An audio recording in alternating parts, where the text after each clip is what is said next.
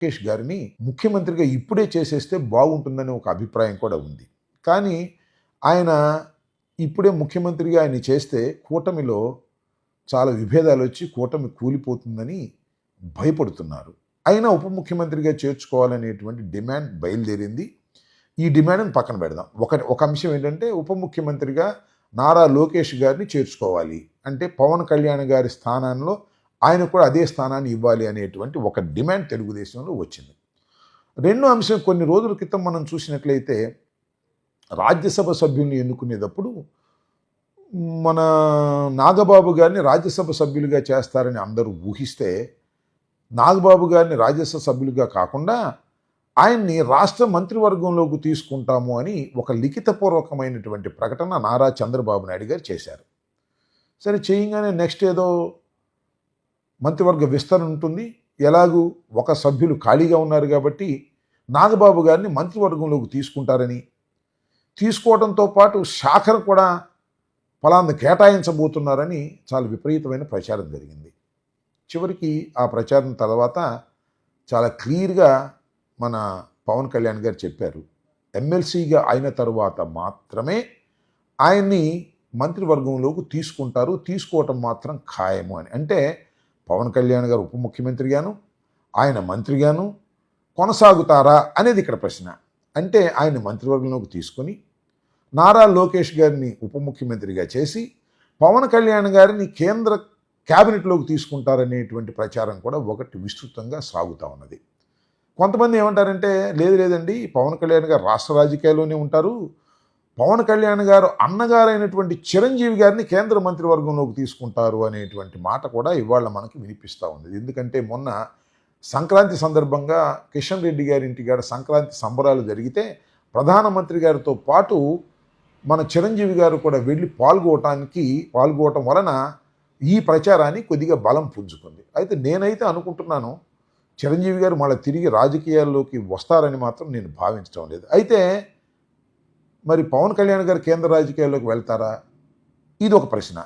మొత్తంగా చూస్తే ఏమనిపిస్తుంది, ఇవాళ పవన్ కళ్యాణ్ గారి సోదరుడైనటువంటి నాగబాబు గారు క్యాబినెట్లోకి రావటం, 2 బెర్తులు ఒకే కుటుంబానికి ఇవ్వటం, అలాగే చంద్రబాబు నాయుడు గారు అదేవిధంగా నారా లోకేష్ గారు కూడా మంత్రివర్గంలో ఉండటం, ఇది సాధ్యపడుతుందా అనే అంశాలను ఇక్కడ మనం పరిశీలించవలసినటువంటి అవసరం ఉంటుంది.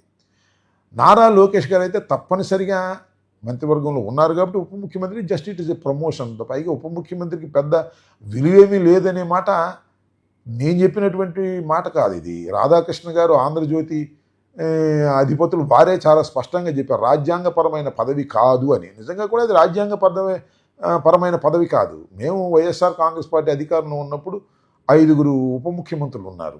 కాకపోతే 2 ఉప ముఖ్యమంత్రులు ఉంటే తప్పేమిటి అనేటువంటి వాదన కూడా వినిపిస్తుంది. కానీ ఇక్కడ గమనించాల్సింది ఏంటంటే, నారా లోకేష్ గారు కూడా ఉప ముఖ్యమంత్రిగా తీసుకుంటే నారా లోకేష్ గారికి పవన్ కళ్యాణ్ గారికి పెద్ద తేడా ఏమీ లేదు, ఇద్దరూ సమానం అనే భావనని జనసేన కార్యకర్తలు ఎంతవరకు భరిస్తారనేది ఇక్కడ ప్రశ్నగా మిగులుతుంది. మొన్న మేము చూసాం, మీరు కూడా చూశారు,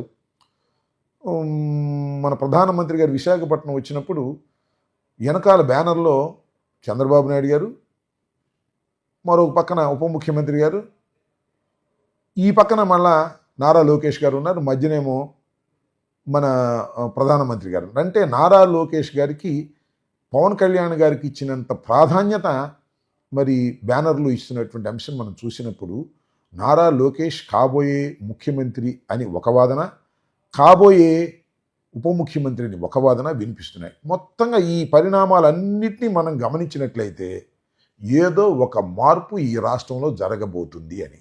ఏం మార్పు అది? కేంద్రంలోకి పవన్ కళ్యాణ్ తీసుకుంటారా, కేంద్రంలోకి చిరంజీవి గారిని తీసుకుంటారా, నాగబాబు గారిని ఇక్కడ తీసుకుని పవన్ కళ్యాణ్ గారు కూడా ఇక్కడ కొనసాగుతారా? ఇవన్నీ చాలా ప్రశ్నలు. ఈ ప్రశ్నలకు సమాధానం రాబోయే కాలం నిర్ణయిస్తుందని నేను అనుకున్నాను. చాలా షార్ట్ టర్మ్లోనే ఈ విషయాలన్నీ బయటికి వచ్చేటువంటి అవకాశం ఉంది. ఏది ఏమైనా చంద్రబాబు నాయుడు గారు వేసిన ప్లాను అంత తొందరగా అర్థం కాదు, నిదానంగా అర్థమవుతుంది. ఏది ఏమైనా ఒకటి మాత్రం సత్యం, ఈ రాష్ట్రంలో ఏదో ఒక పెద్ద మార్పు జరగబోతుంది. ఆ మార్పు లోకేష్ గారికి అనుకూలంగా జరగబోతుంది. లోకేష్ గారు భావి నాయకుడుగా తీర్చిదిద్దేటటువంటి కార్యక్రమం చేస్తున్నారు. అవసరమైతే లోకేష్ గారిని ఈ టైంలోనే ఈ టర్మ్లోనే ముఖ్యమంత్రిగా చేయాలని అనుకుంటున్నారు వారి కుటుంబ సభ్యులు. కానీ ఇప్పుడు ముఖ్యమంత్రిగా ఆయన్ని చేస్తే పవన్ కళ్యాణ్ గారు ఉప ముఖ్యమంత్రిగా ఉండటం అనేది హాస్యాస్పదంగా ఉంటుంది. జనసేన కార్యకర్తలు దాన్ని అంగీకరించరు, ముఖ్యంగా కాపులు అసలు అంగీకరించరు. కాబట్టి కొద్దిగా తిరకాసులో పడి ఈ వ్యవహారం అంతా నలుపుతూ ఉన్నారు. చివరకు ఏ రూపం తీసుకుంటుందో రాబోయే కాలంలో మనం చూద్దామని నేను భావిస్తున్నాను. చాలా పెద్ద తెలివితేటలతో చంద్రబాబు నాయుడు గారు ఆడుతున్నటువంటి ఈ నాటకంలో ఖచ్చితంగా చంద్రబాబు నాయుడు గారు విజయవంతం అవుతారని మాత్రం నేను అనుకోవడం లేదు.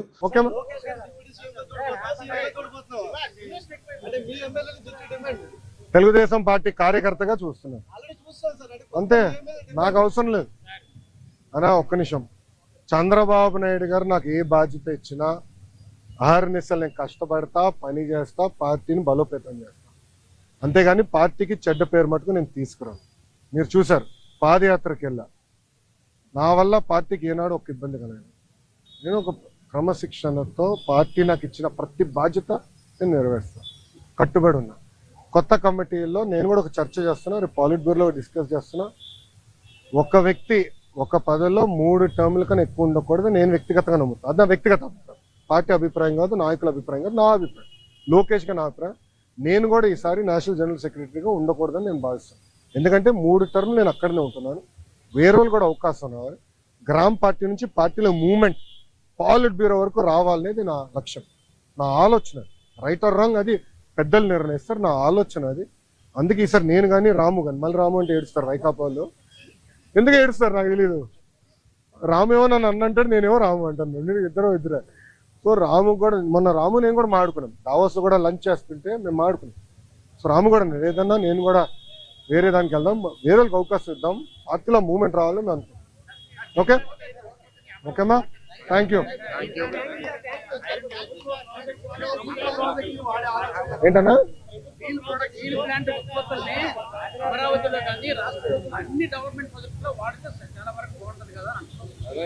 కరెక్ట్ అన్నా, కానీ దానికి ఏమవుతుందంటే అది లీగలీ బైండింగ్ అవ్వచ్చు, అది ప్రాబ్లం.